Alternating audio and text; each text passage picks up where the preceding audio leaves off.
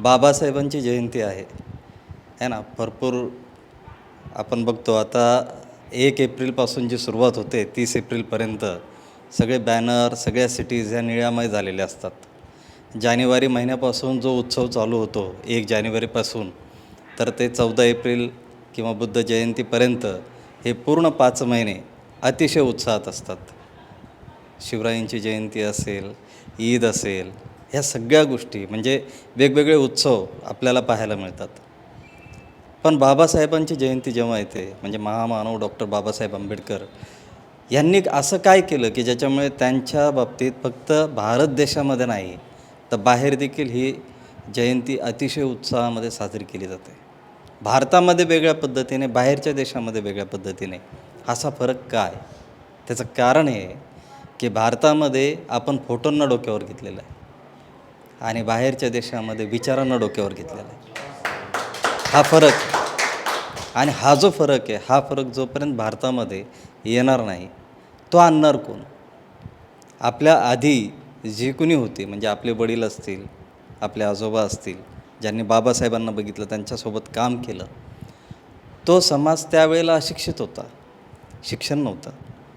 त्यांना जे कळालं, ज्या पद्धतीने कळालं, त्यांची अभिव्यक्ती ज्या पद्धतीची होती त्या पद्धतीने ते व्यक्त झाले है ना. परंतु आपल्याला कळालं आपण काय करतो आहे. मी जो धागा पकडला बाबासाहेबांचा, बाबासाहेबांनी त्यांच्या जीवनाचा जो काही प्रवास आपल्यासमोर मांडलेला आहे त्याच्यामध्ये एकच धागा मला जो दिसतो तो आहे स्वातंत्र्य, समता आणि बंधुता. ह्या 3 तत्वांना घेऊन ते शोध घेत होते की व्यक्तीच्या जीवनामध्ये काय पाहिजे. तो स्वतंत्र असला पाहिजे, तो समतेने जगला पाहिजे, सगळ्यांसोबत समान त्याचे विचार असले पाहिजे, मग ते स्त्री असेल किंवा पुरुष असेल, आणि त्याच्यामध्ये बंधुभाव असला पाहिजे.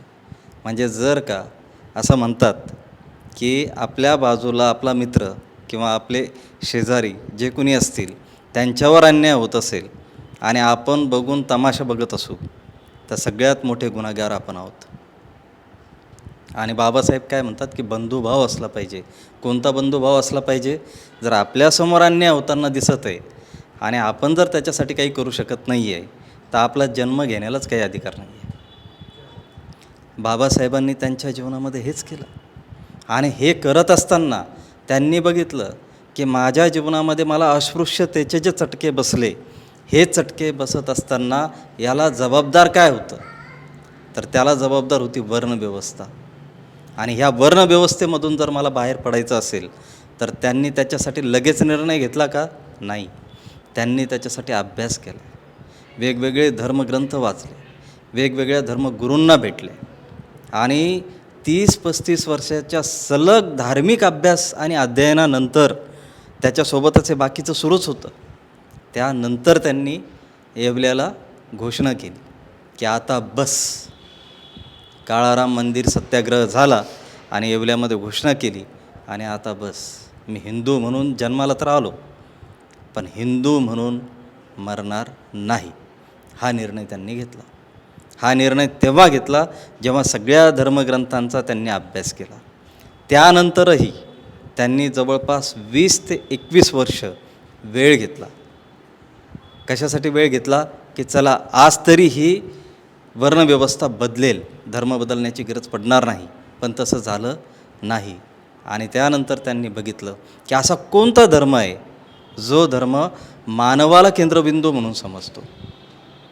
ते बघत असताना त्यांनी काही धर्म अभ्यास करत असताना 3 धर्म त्यांच्यासमोर आले आणि त्यापैकी एक होता बौद्ध धर्म.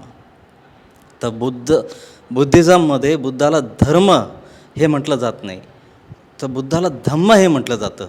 हे त्यांच्या जिज्ञासेचा विषय होता. धर्म का म्हणत नाही, धम्म का म्हणतात?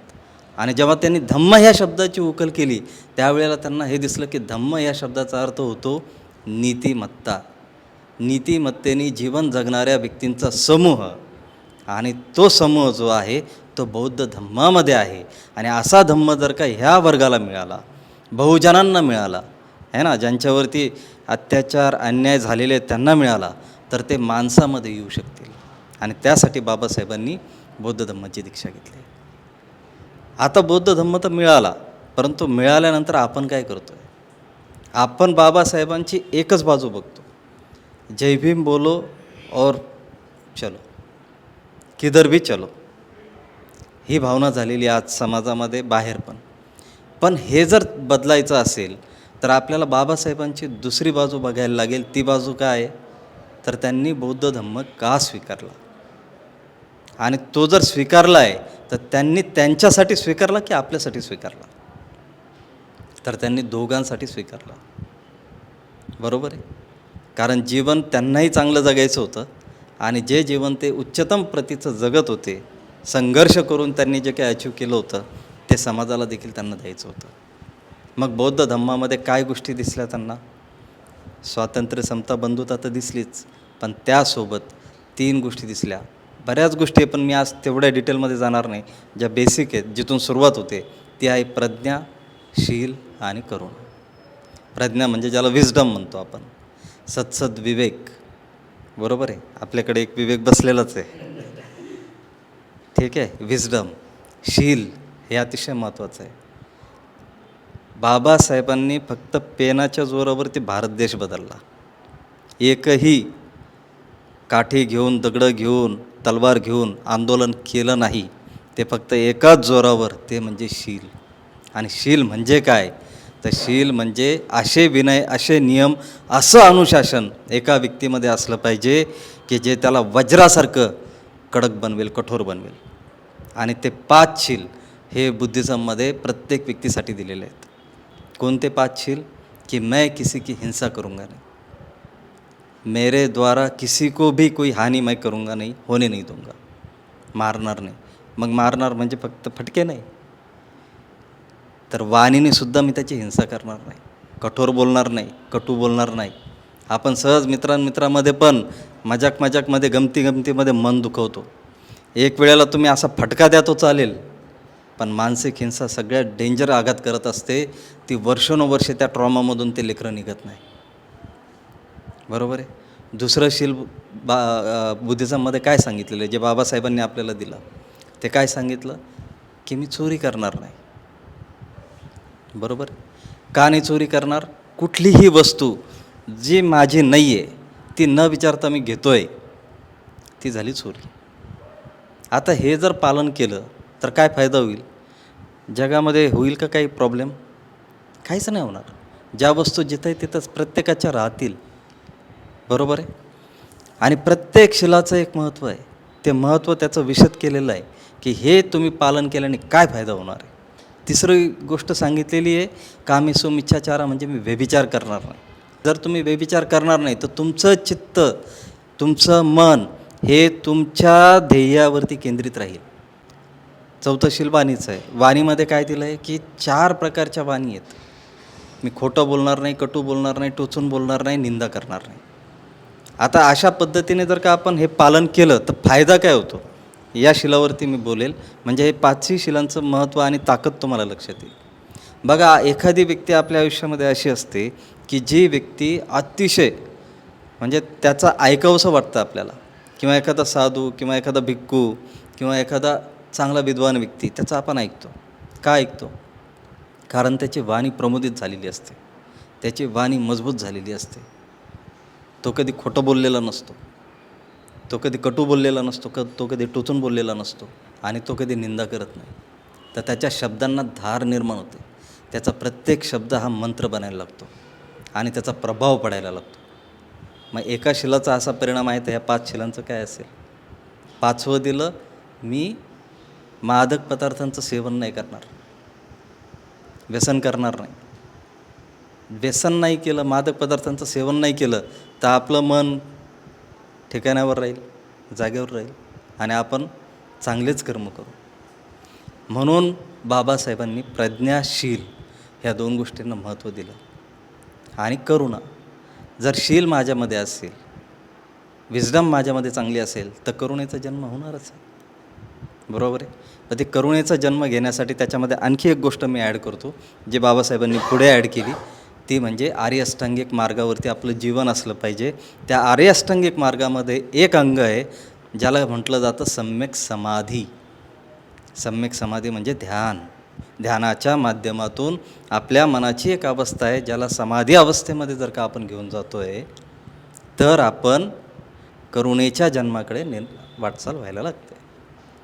तर अशा पद्धतीने बाबासाहेबांनी निर्णय घेतला की ह्या सगळ्या गोष्टी कुठे आहेत, तर ह्या बुद्धिझममध्ये त्यांना सापडल्या, म्हणून त्यांनी बुद्ध धम्माची दीक्षा घेतली.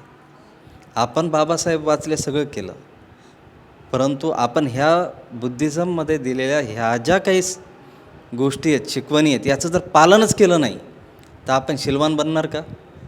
शीलवान बनलो नाही तर प्रज्ञेचा जन्म होईल का? प्रज्ञेचा जन्म नाही झाला तर काइंडनेस येईल का? नाही येणार. सक्सेसफुल का नाही आहे आपण? आज 1956ला दीक्षा मिळाली, भारत स्वतंत्र झाला, सगळ्या जगामध्ये सगळ्यात मोठं कॉन्स्टिट्यूशन बाबासाहेबांनी लोकशाहीवर आधारित आपल्याला दिलं, तरी देखील विकास का नाही आपला? तेच बाहेरच्या देशामध्ये जे बुद्धिझम फॉलो करतात ते का विकसित झालेले आहेत? थायलंडमध्ये सगळ्यात श्रीमंत व्यक्ती बुद्धिस्ट का आहे?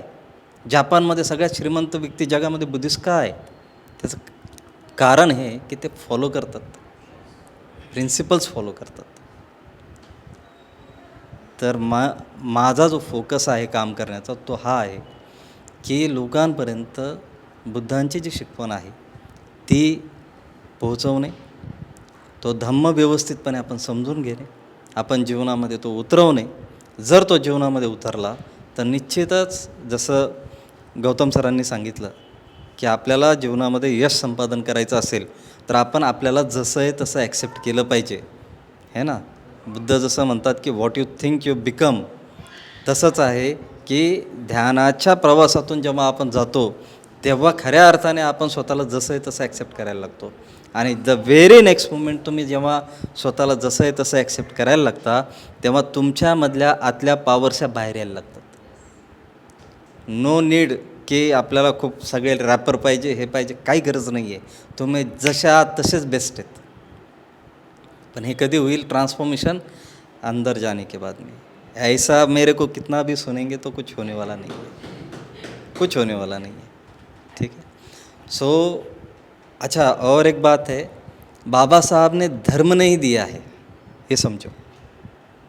बाबा साहब ने बुद्धिज़्म की हमें टीचिंग दी है, शिकवण दिलेली आहे. आपण ते टीचिंग बाजूला सोडली, धर्म घेऊन बसलेलो आहेत.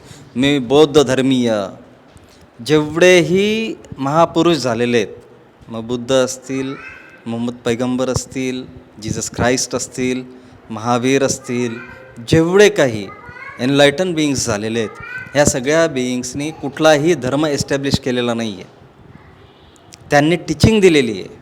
तो धर्म नंतरच्या काळामध्ये त्यांचे जे काही शिष्य होते त्यांनी त्याला धर्माचं स्वरूप दिलं.